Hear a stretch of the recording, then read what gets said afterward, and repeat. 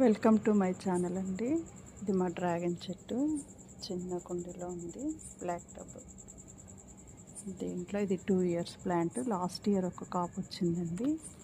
ఈ ఇయర్ మాత్రం మే లాస్ట్ వీక్లో 2 fruits వచ్చాయి. తర్వాత ఇది సెకండ్ క్రాప్లో కూడా మళ్ళీ 2 fruits వచ్చాయి. ఇది 3 time కాపు అండి, 3rd time క్రాపు. 3 flowers వచ్చాయి.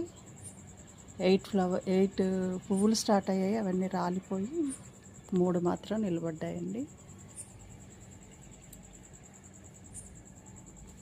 ఇది చిన్న పువ్వు స్టార్ట్ అయిన దగ్గర నుంచి ఈ విధంగా ఫ్లవర్ రావడానికి 15 days పడుతుందండి. ఈ విధంగా ఫ్లవర్ వచ్చిన ఈ దినం నుండి ఈ విధంగా రెడ్గా పండడానికి ఇది ఇంకా 2 daysలో పండుతుంది. 1 monthకి పండుతుందండి.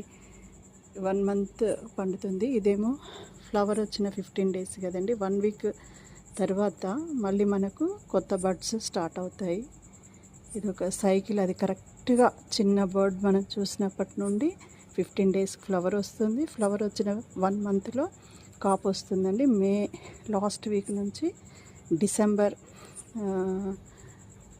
లాస్ట్ వరకు కూడా కాపు మనకు ఇట్లా ఇస్తూనే ఉంటాయండి.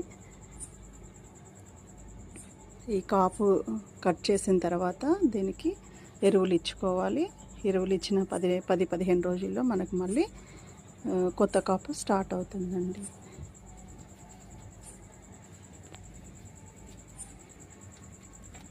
Thank you watching my video.